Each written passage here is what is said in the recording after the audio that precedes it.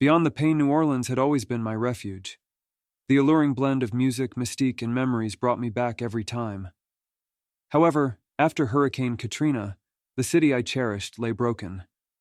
Returning was a pilgrimage to touch the past and perhaps to find solace among the ruins. It was during this journey that an obscure mansion, nestled at the end of a winding lane in the French Quarter, beckoned me. Chateau de Replay. A tarnished bronze plaque at the entrance declared, "Castle of Reflections." My curiosity was instantly piqued. Inside, the grandeur was faded but intact. A myriad of mirrors dominated the walls, capturing moments and memories from bygone eras.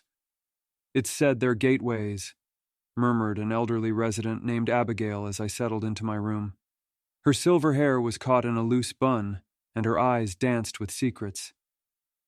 "They don't show us, but rather the whispers of history." I chuckled. A storyteller, I thought. Still, New Orleans thrived on tales, and I was no stranger to the legends that clung to the city's every nook. That evening, I meandered through the vast halls and came upon an intricate, gilded mirror. I expected to see my reflection, but instead it showcased a bustling New Orleans square, alive and radiant. Children played hopscotch, couples laughed, and the world seemed untouched by disaster or time. I was mesmerized. The enchantment was palpable but not threatening. Yet as the days flowed into nights, the narratives within these reflective surfaces began their metamorphosis. The bathroom's round, vintage mirror started as a serene scene of a lakeside picnic. But each morning the serenity transformed. The sky darkened, the winds raged, and the picnic-goers turned from jubilant to desperate, trying to flee an unseen terror. Another, a tall, slender mirror in the dining room, portrayed a lavish carnival. However, with every glimpse, the revelers' smiles became grimaces. Their dance, once full of joy, now reeked of despair, as if trapped in an eternal festivity they yearned to escape. But the one that gripped my soul was a grand mirror framed by angels and demons intertwined, located at the end of the hallway. It displayed a chamber within the Chateau de Replay, and every day, an indistinct, shadowed figure inched unsettlingly forward. Each step it took was marked by an agonizing slowness, making its advance all the more ominous. The mansion seemed to breathe. Whispers wafted from corners, footsteps echoed in empty corridors, and the mirrors, they pulsated with life. Discussions over breakfast revolved around the tales these mirrors spun. Clara, a young writer, spoke of a mirror in her room that showcased a never-ending duel between two masked fencers. Thomas, an artist, mentioned a reflection of a painter who, over days, turned his own body into a canvas, transforming into a living artwork of horror. One evening, Abigail joined me by the grand mirror. "You're drawn to this one, aren't you?" she whispered. "It's ensnared many before you. This mirror doesn't just reflect the past. It intertwines with the present." Confused, I asked her to elaborate. She recounted tales of previous residents captivated by this mirror. They'd watch day after day as the figure approached. And one fateful night, the shadow would breach the pane. Some said it came to claim, others believed it sought to exchange places. No one truly knew, for those ensnared by its charm never remained the same. That night, as a thunderstorm raged outside, I found myself drawn to that mirror. The shadowy figure was at the forefront, its amorphous eyes fixated on mine. Behind it, I recognized the setting. My room lit by the soft glow of lanterns, the curtains billowing from the storm's gusts. Terror held me captive as realization dawned. I was not merely an observer, I was the observed. The line between the past and the present, the observer and the observed, was disintegrating. I tried to move, but my feet were rooted to the spot. The figure reached out, its fingers elongating, pushing against the confines of the glass. The surface rippled like water disturbed by a stone. In an act of sheer desperation, I lunged, shoving a nearby table into the mirror. It shattered, a cacophony of splinters and screams. Gasping for breath, I retreated to my room, locking the door. Sleep eluded me, and when morning light filtered in, I decided to leave. Abigail met me at the entrance. "It's broken," she remarked, neither accusing nor sad. I had to, I stammered. It was coming for me. She nodded slowly. The Chateau de Replay has many tales, young one. Not all are meant for every eye. You saw and you survived. Most aren't that fortunate. I left, the haunting embrace of the mansion and New Orleans in my wake. The city's mystique had always been a lure, but the chateau had shown me that some tales are better left untouched. Years have passed, and I still question my sanity when remembering.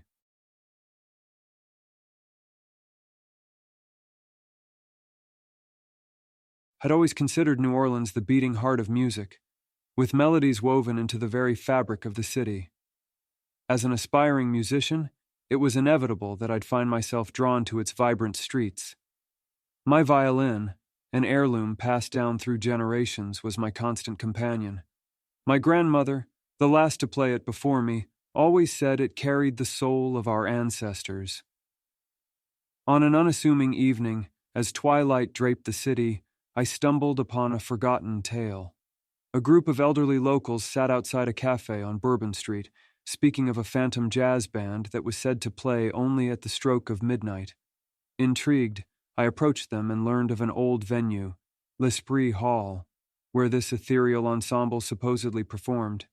They said that on certain moonlit nights, the long-abandoned hall came alive with notes from the past, a spectral show for those lucky, or cursed, to hear it. Most dismissed the story as local lore, but my musician's heart resonated with the mystery. I decided I had to experience it for myself. That very night, under a crescent moon's tender glow, I ventured to find L'Esprit Hall. The once grand establishment stood worn by time, its timbers groaning with memories. The entrance was boarded up, but a side door surrendered easily to my gentle push. Inside, the hall whispered of days long gone. Faded velvet, dusty chandeliers, and rows of empty chairs looking onto a silent stage. It seemed lifeless until the old grandfather clock in the corner began its chime, heralding midnight. The air grew cold, and a sudden mist enveloped the stage. As the last chime faded, a soft hum of bass filled the void. One by one, phantom musicians materialized. On drums, a trumpet, a piano. Their forms were translucent, their faces mere suggestions of features, but their instruments shone as bright as if brand new. They played an ethereal melody, both haunting and beautiful, unlike anything I'd ever heard. I felt a pull, an inexplicable urge to join this spectral ensemble. Drawn as if in a trance, I took out my violin and began to play, my notes intertwining with theirs. As we played, the phantoms became clearer, more tangible. Their eyes, once vague, now sparkled with life and emotion. The room itself seemed to shift, the decay reversing, as though the music was rejuvenating the hall. The spectral audience appeared, swaying to the rhythm, their ghostly applause a soft breeze in the hall. Hours seemed to pass in mere minutes. And then, as dawn's first light hinted at the horizon, the phantom band, one by one, began to fade. Their notes grew distant, their forms more transparent. But as the pianist vanished, he left behind a tangible sheet of music. As the last spectral note died away, I found myself alone in the decrepit hall, the silence profound. Feeling a mix of awe and confusion, I approached the stage to examine the sheet. Titled Eternity's Song, the composition was intricate, with a note from the pianist at the bottom. To the one who finds this, play it. Connect the past with the present and keep our legacy alive. I left L'Esprit Hall with the sheet clutched tightly, the morning sun casting the city in a golden hue. Sleep eluded me as I pored over the composition, practicing its notes till they flowed seamlessly from my violin. The next evening, with Eternity's Song committed to memory, I played it at a local jazz club. The audience was entranced, many saying they felt as if they were transported through time. The song became an instant sensation, and soon I was performing it across the city, bringing the magic of the phantom band to life night after night. However, with every performance, an unexpected transformation occurred. The once vibrant colors of my surroundings began to appear muted. The sounds of the world around me started to seem distant. and the touch of tangible objects felt increasingly ephemeral. Alarmed, I returned to the elderly locals, sharing my experience in the pianist's note. They exchanged worried glances. One of them, an old woman with deep-set eyes, spoke up. "The song, it's tethering you to the past. You're becoming one with the phantom ensemble. You must stop playing it, or risk being lost forever." Torn between the allure of the song and the chilling warning, I made a choice. I decided to play Eternity's song one last time at L'Esprit Hall. As midnight approached, I began. The phantom band joined in, our notes in perfect harmony. As the song reached its climax, I felt myself fading, becoming one with the spectral musicians. Panic set in. Had I made a grave mistake? But then, a familiar tune reached my ears, the song my grandmother used to play on the same violin. The strength and warmth of the memory anchored me, pulling me back from the brink. As dawn broke, the phantoms faded for the last time, leaving behind a restored L'Esprit Hall, its grandeur reclaimed. I realized then that the power of memory, of legacy, was everything.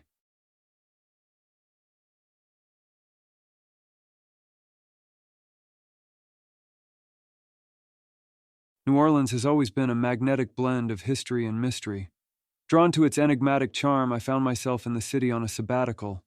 A writer by profession, I was eager to soak in its tales and perhaps pen a few of my own. While the French Quarter, with its echoing footfalls of the past, was my favorite haunt, nothing prepared me for the surreal journey aboard the Midnight Canal streetcar. Over an evening at Lafitte's blacksmith shop bar, a local shared a whispered legend. Boarding the canal streetcar at precisely midnight, he said, transported passengers through the annals of time. While it was tempting to dismiss it as another colorful tale spun by the city's residents, the storyteller in me felt an irresistible pull. On a moonlit night with a hint of jasmine in the air, I found myself at the Canal Street stop. As the clock's hands solemnly met at 12, an antiquated streetcar, distinct from its modern counterparts, slid silently to a stop. Its only marking was the number 16. With trepidation and excitement, I stepped aboard. The passengers inside, I noticed, were a peculiar mix, each dressed in styles from bygone eras, from Victorian gowns to war uniforms. As the streetcar lurched forward, the world outside began to blend and warp until it settled into a vivid rendition of New Orleans from the 1920s. Realizing the tales were indeed true, I felt a mix of awe and anxiety. How was one to return? An elderly lady, dressed in the flapper fashion of the 20s, seemed to read my thoughts. "Each era presents a challenge," she whispered, her voice echoing wisdom. "To progress or return, you must right a historical wrong. Observe, understand, intervene." Lost amidst the jazz-fueled vibrancy of the 1920s, I met Clara, a young woman distraught over her lost engagement ring, a memento from her fiancé who was away at war. Determined to help, our search took us from the exuberant dance halls to the hidden alleyways of the city. Along the way, Clara opened up about her fears and hopes, painting a vivid picture of her era. Eventually, at a dimly lit pawn shop, we reclaimed her stolen ring. Her joy was my beacon back to the streetcar. Yet instead of my time, the car delved further into history. With each stop, a new era presented itself, each with its unique challenges. In the 1850s, I found myself mediating between two Creole families, preventing a feud that could have altered the city's lineage. Another leap took me to the heart of the 1700s, where I aided a sick child with modern-day medicine, saving a life and possibly an entire bloodline. The streetcar, it seemed, wasn't merely offering a journey through time, but lessons in compassion, understanding, and the intricate web of actions and consequences. It wasn't just about witnessing history. I was actively participating in shaping it.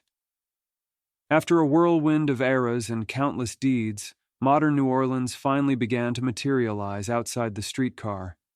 The elderly lady, now a familiar guide, nodded approvingly. Every soul that boards the Haro car leaves a mark on history, some subtle, others profound. As I disembarked, the city around me seemed both familiar and new. Its tales, its laughter, its sorrows felt more personal. And as the days turned to nights, I found myself chronicling my timeless journey. A journey where I wasn't just a spectator, but an integral thread in the tapestry of New Orleans history. Now, when I pass the Canal Street stop at midnight and glimpse the Oro Zero car, I can't help but wonder if, in some distant past,